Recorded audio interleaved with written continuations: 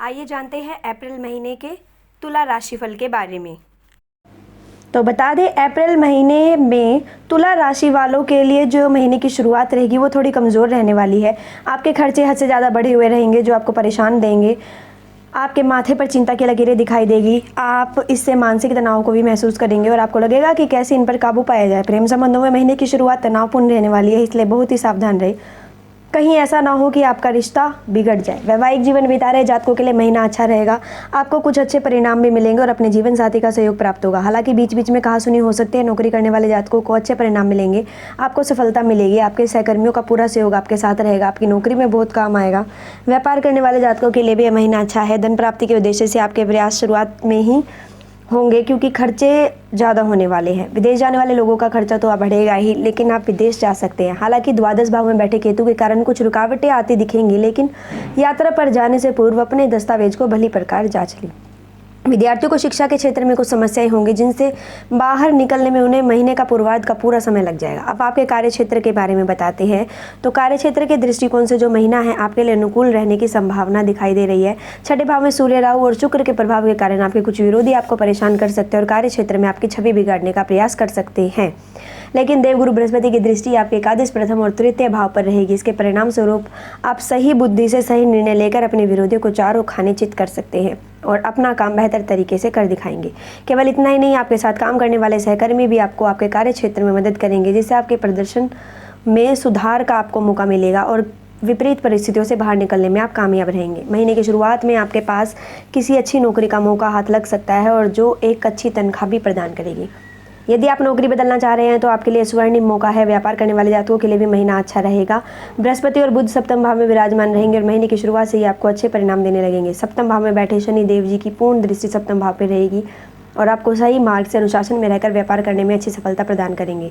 13 तारीख को सूर्य महाराज भी आपके सप्तम भाव में आ जाएंगे और सरकारी क्षेत्र से लाभ के योग बनेंगे। यदि आप व्यापार करते हैं और वह किसी सरकारी क्षेत्र से संबंधित है तो महीना ये है वाला आपको उत्तम सफलता प्रदान करेगा और इस महीने के व्यापार को कुछ निवेश भी करने होंगे और कुछ नए लोगों को नियुक्त करने से भी आपका व्यापार अच्छा चलेगा। अब आपके आर्थिक जीवन के बारे में बता देते हैं। तो आर्थिक जीवन की बात करें तो इस महीने की शुरुआत से ही आपको धन बढ़ाने के प्रयास करने रहने होंगे। मंगल और शनि पंचम भाव में बैठकर आपके एकादश भाव को पूर्ण दृष्टि से देखेंगे और आपकी आमदनी बढ़ने की योग बनेंगे। तीव्र गति से धन आपके पास आएगा। देवगुरु बृहस्पति भी आपके प्रथम, तृतीय और एकादश भाव को देखेंगे और आपकी आमदनी में बढ़ोतरी करेंगे। आपकी दैनिक आमदनी भी अच्छी रहेगी, जिससे दैनिक आवश्यकताओं की पूर्ति भली भांति प्रकार से होगी। हालांकि सूर्य, राहु और शुक्र के महीने के मध्य शुरुआत से ही आपके छठे भाव में बैठकर द्वादश भाव को देखने के कारण आपके खर्चे अप्रत्याशित रूप से बढ़ते रहेंगे। केतु भी द्वादश भाव में रहेंगे, इसलिए आपको कोई ना कोई खर्चा लगा रहेगा जो आपकी आमदनी पर भारी पड़ेगा।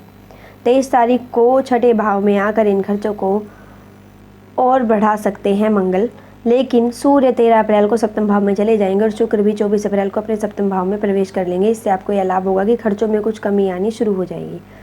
अंततः आपकी आर्थिक स्थिति को बढ़ाने में मददगार बनेगी। यदि आप किसी तरह का निवेश करना चाहते हैं तो दीर्घावधि निवेश का अवसर देख सकते हैं, वह भी 23 अप्रैल के बाद। उससे आपको अच्छा लाभ मिलने के योग बनेंगे। किसी संपत्ति के क्रय विक्रय से भी आपको इस महीने लाभ मिल सकता है।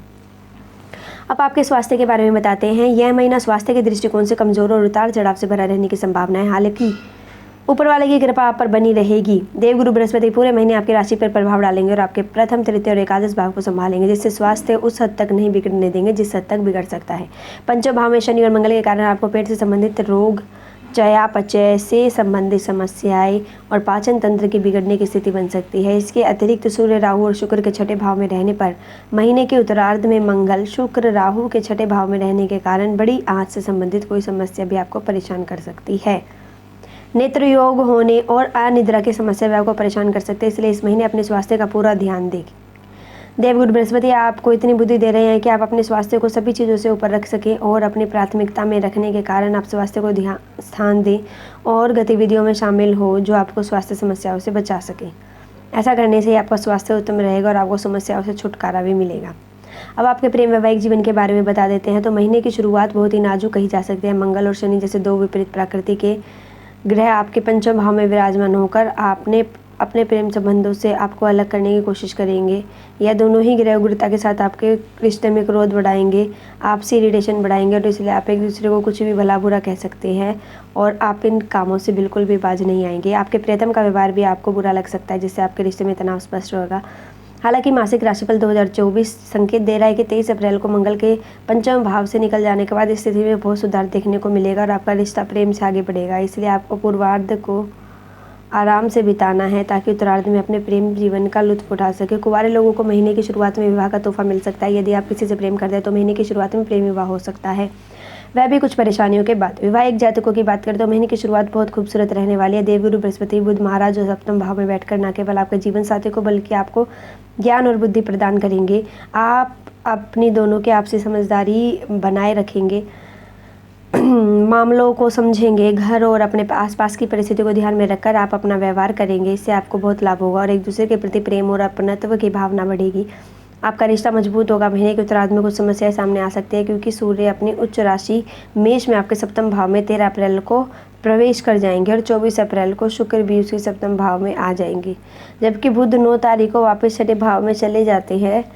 इससे यह होगा कि आप रिश्ते में प्रेम और रोमांस के पल तो आएंगे, लेकिन सूर्यदेव की ऊर्जा के कारण जीवन साथी कुछ ऐसी बातें और व्यवहार कर सकते हैं जो आपको अहम रूप में नजर आएंगे और आप दोनों के बीच अहम का टकराव हो सकता है। ऐसी स्थिति में आप अपने प्रियतम को प्यार से समझाने की कोशिश करेंगे तो आपका रिश्ता बहुत ही अच्छे तरीके से आगे बढ़ेगा और आप अपने वैवाहिक जीवन में खुश रह पाएंगे।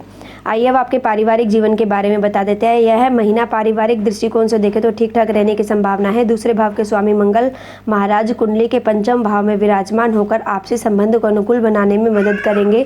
हालांकि 23 तारीख को मंगल के छठे भाव में चले जाने से कुटुंब के लोगों में आपस में कुछ तनाव और टकराव की स्थिति भी बन सकती है। कुछ जमीन जायदाद के मौके या घर बनाने को लेकर कहासुनी हो सकती है, जिससे माहौल जो है कुछ तनावपूर्ण हो सकता है। देवगुरु बृहस्पति की कृपा से आप सही निर्णय लेकर अपने रिश्ते को संभाल पाने में कामयाब रहेंगे। चतुर्थ भाव के स्वामी शनि महाराज पंचम भाव में बैठकर माता पिता से प्रेम बढ़ाएंगे। माता जी के स्वास्थ्य में सुधार होगा। हालांकि महीने की शुरुआत में उनकी सेहत कुछ कमज़ोर हो सकती है, लेकिन महीने का उत्तरार्ध अनुकूल रहेगा और सेहत में सुधार देगा। पिताजी के स्वास्थ्य को लेकर आपको महीने के अंतिम सप्ताह में थोड़ी चिंता करनी पड़ सकती है, क्योंकि उनका पाचन तंत्र बिगड़ सकता है और वे बीमार भी पड़ सकते हैं। ऐसा होने पर बिना विलंब के चिकित्सक से संपर्क करें, क्योंकि यह बड़ी समस्या बन सकती है। अब आपको हम उपाय बता देते हैं, तो आप क्या उपाय करके जो भी आपके साथ इस महीने में जो भी नकारात्मक चीज़ होगी उन्हें आप कैसे दूर कर सकते हैं। आपको प्रतिदिन श्री सूतक का पाठ करना चाहिए। छोटी कन्याओं के चरण छूकर उनका आशीर्वाद लेना चाहिए और आपके लिए यह बहुत अच्छा रहेगा। मंगलवार के दिन लाल अनार को मंदिर में दान करना चाहिए। आपको भगवान शिव जी का दूध से अभिषेक करना चाहिए। ऐसे ही अन्य राशि को जानने के लिए हमारे चैनल लोक सेवा धर्म को सब्सक्राइब करें व वीडियोज़ को लाइक करना ना भूलें।